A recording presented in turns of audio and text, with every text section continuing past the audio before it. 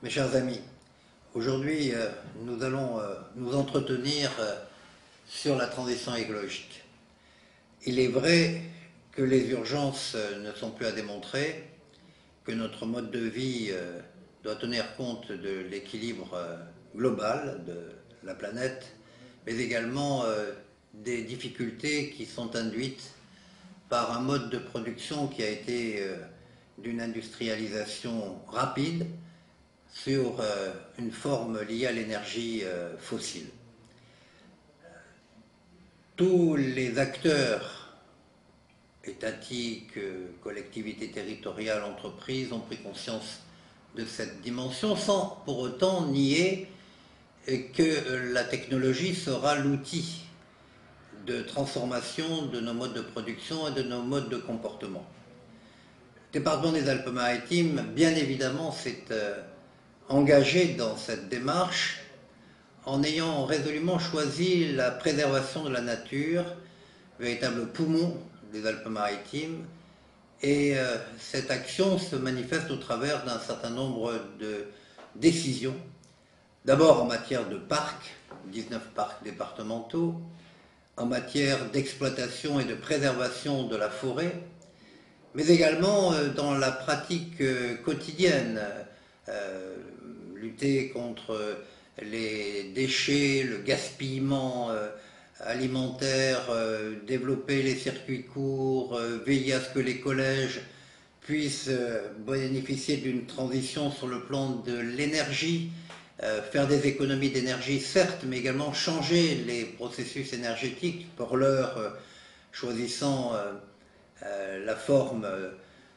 de l'énergie photovoltaïque quand c'est nécessaire, changeant les chaudières, choisissant des éclairages particulièrement efficaces comme ceux du LED, mais à terme ça sera évidemment accompagné d'hydrogène, d'où 2 opérations pilotes en matière d'énergie renouvelable sur le mode de l'hydrogène.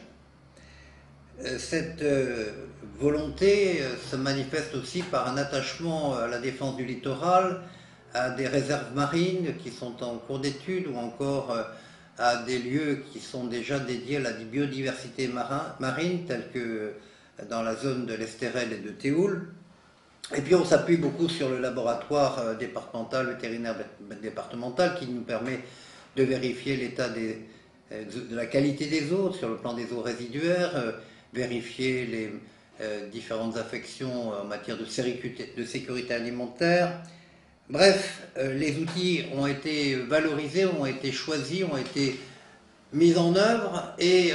on a été amené à lier des actions avec des acteurs locaux qui sont les agriculteurs ou encore au-delà des agriculteurs, tous les acteurs, puisque nous avons obtenu de tous qu'ils signent avec nous une charte zéro pesticide. Nous avons également préservé les paysages avec l'acquisition de terrains sensibles, de terrains naturels, en accord avec le Conservatoire du littoral. Et puis, on a soutenu et on soutient toutes les collectivités qui veulent aller dans ce chemin, qui est un chemin qui constitue désormais notre bien commun, ce qui nous oblige évidemment à avoir des évaluations constantes sur les taux d'émissions de gaz à effet de serre. Bref, il y a une volonté manifestée par le président du conseil départemental, Charles Anginesi, mais accompagné de tous. Et cette volonté donne lieu à une politique transversale que le président a voulu intituler le Green Deal, mais qui correspond véritablement à ce qui avait été initié précédemment à travers le plan climat précédent, les années de décision sur le Green Deal. Et cela nous permet de continuer notre action contre le réchauffement climatique pour la part qui nous appartient. En bref, et aussi parce que j'y tiens, il s'agit au fond de remettre l'homme au centre de la nature, de préserver son écosystème, tout en sachant que c'est la technologie, et c'est ma conviction profonde, qui permettra de réduire les effets néfastes de la première forme d'industrialisation. Mais pouvait-on l'économiser, enfin l'économie? Seuls les philosophes en parleront demain. Aujourd'hui, en tout cas, nous sommes tous sur le même chemin, et ce chemin, je le répète, c'est notre bien commun.